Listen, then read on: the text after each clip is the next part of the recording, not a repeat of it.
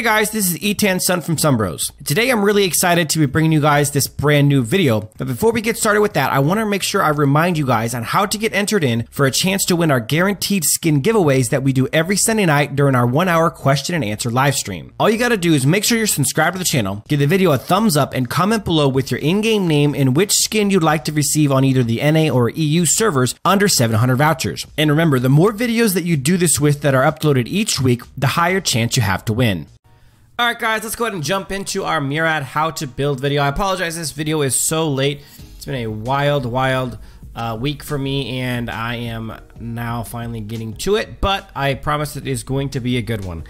As always on the Murad how to build video, we're going to be starting on the hero page, going over a little bit about who Murad is, what makes him tick, and what makes him strong, and then we're going to build our build accordingly.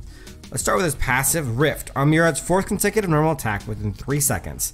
Doesn't work against buildings. He gains 5% attack damage and releases the seal on temporal turbulence for 5 seconds, which of course is his ultimate. His first ability is Thorn of Time.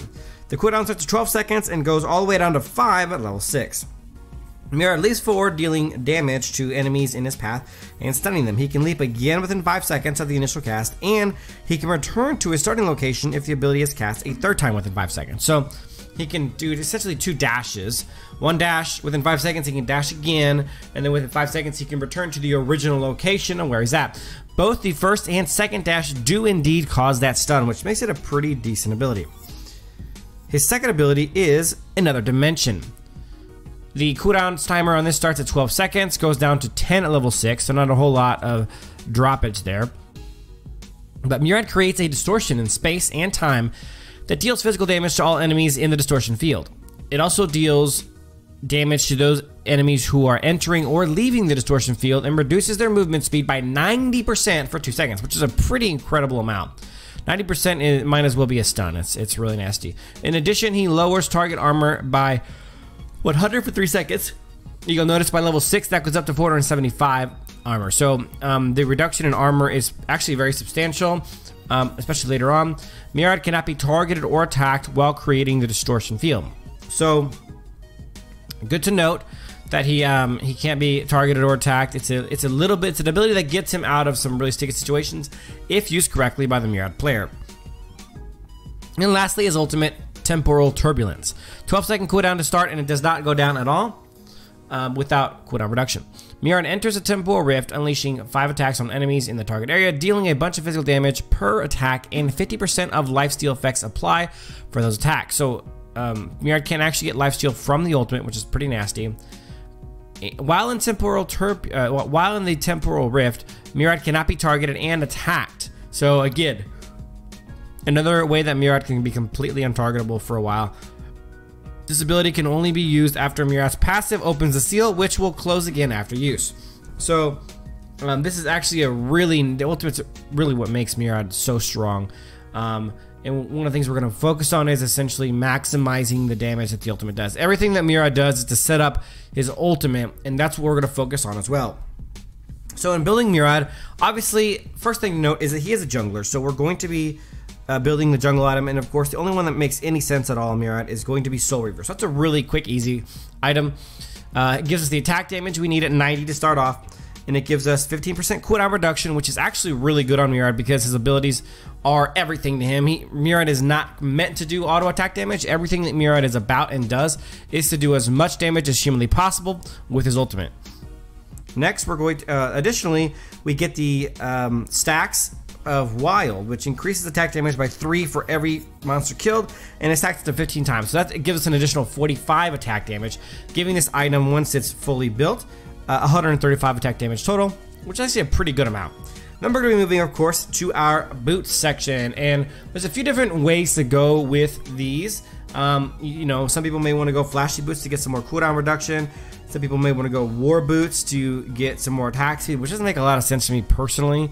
And I've seen people, of course, go Hermes Select so that he has a better movement speed, because as we just discovered when we were going over his abilities, when his passive unlocks his ultimate, he only has 5 seconds to cast that ultimate. So he needs to get from where he's getting those stacks at, probably in the jungle, to whatever area he's going to ult enemies at within 5 seconds. So movement speed obviously will help with that. I don't think that is a super viable option either. I think that what I'm going to do is build Gilded Greaves, because Gilded Greaves is going to allow us to reduce one of the main weaknesses of Murad, which of course is that he's susceptible to cooldown. He's susceptible to crowd control rather.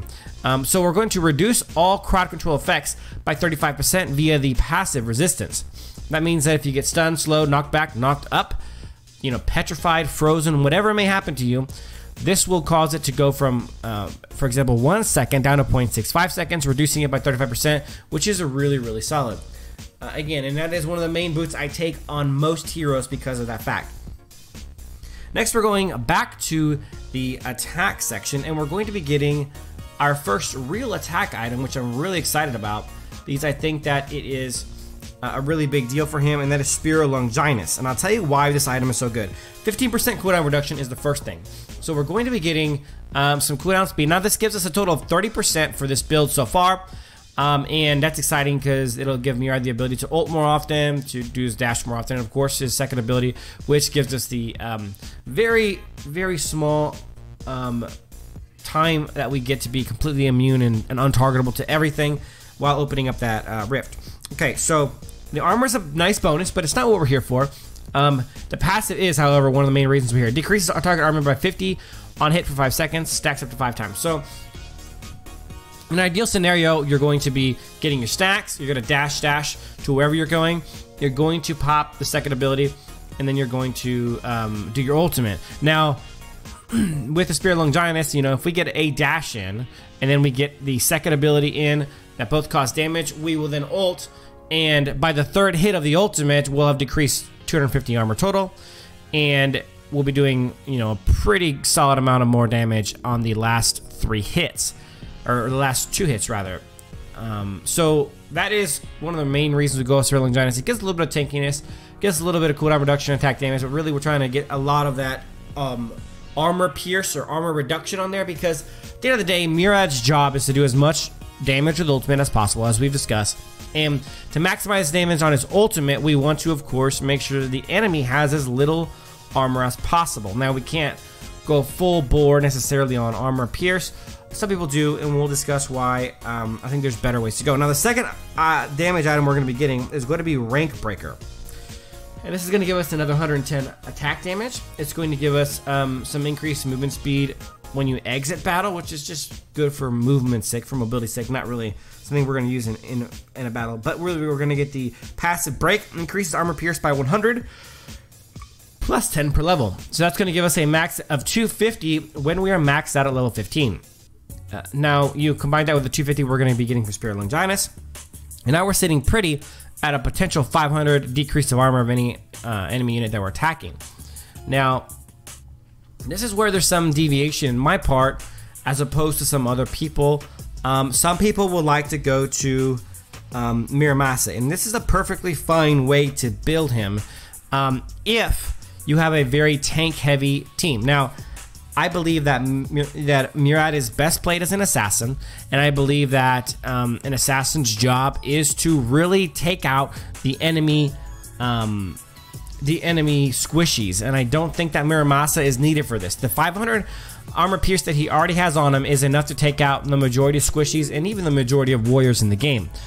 Now, Miramasa is, if you're playing a team that has maybe 2 main tanks and an off tank, or a really armor-heavy team, Miramasa is definitely a good idea. But in your average game, where Murad's main job is to knock down squishies, I'd rather go in a different direction. So I don't go Miramasa, and I actually like to go Omni Arms. Omni Arms gives us the 10% cooldown reduction that we need, just like Miramasa does, so putting us a max of 40%. We get a little HP, which gives us just a little tankiness to go along with the armor and the magic resist we have from the boots, the armor we have from the Spear Longinus. We get a little lifesteal, which is nice. Now we have 10% lifesteal that will indeed work on his ultimate as well as his auto attack. So we get some health back from that.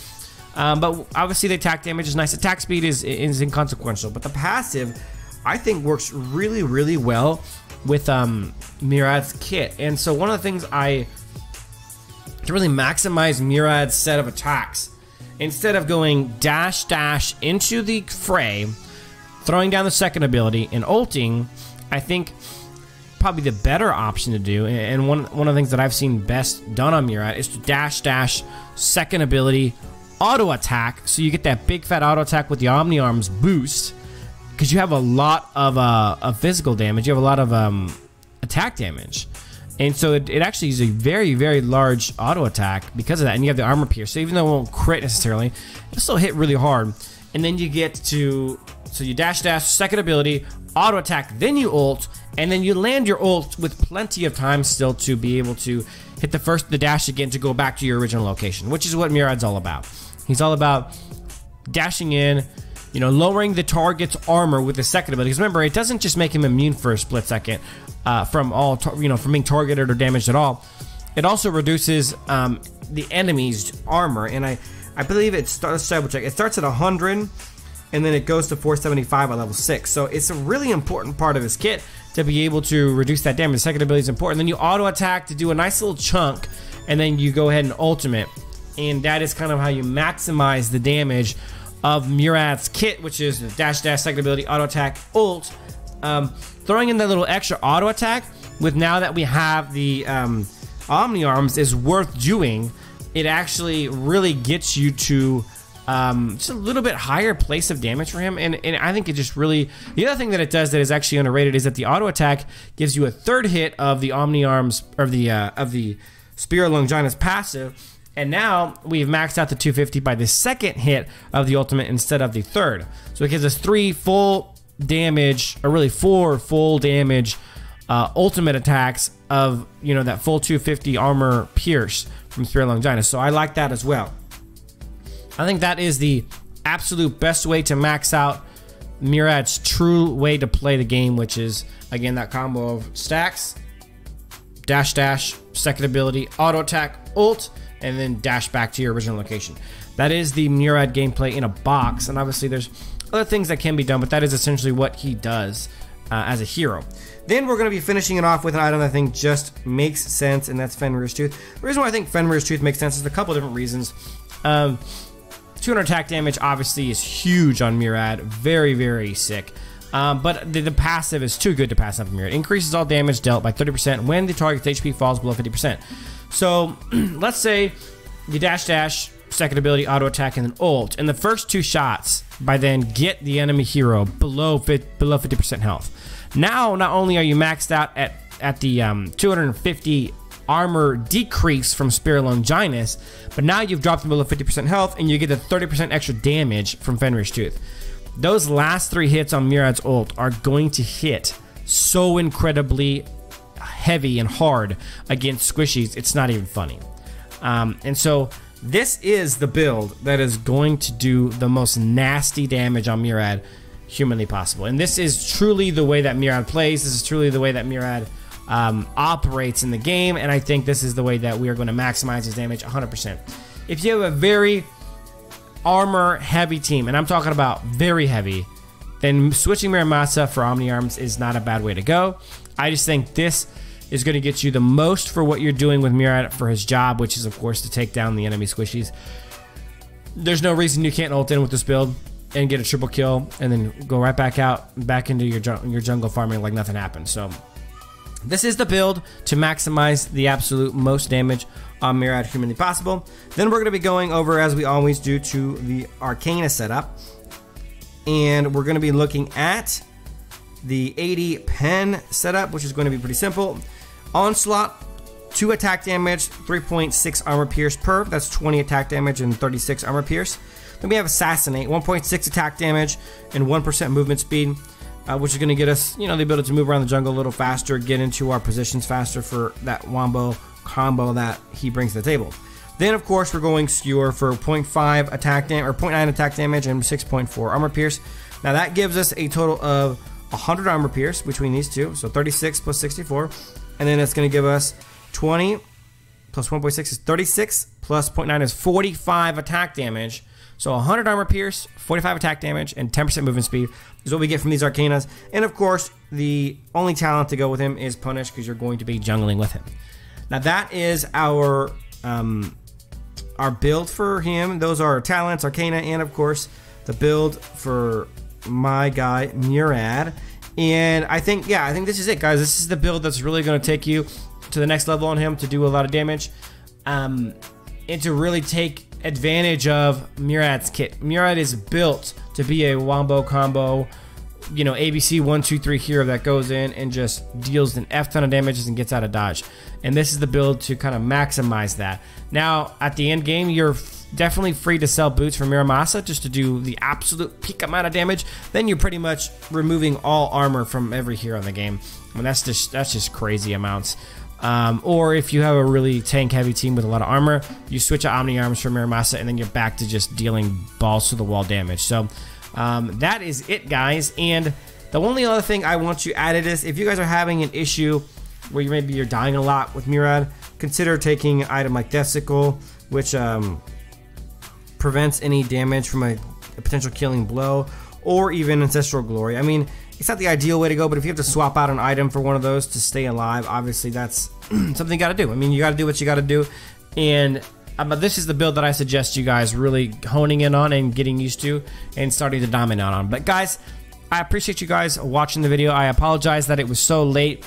It's a whole 4 or 5 days after Murad came out, and that's on me. I had a really busy week, but I hope you guys enjoyed it. Please leave me feedback in the comments and in Discord, of course, of how you guys enjoyed the build. But as always, guys, till next time,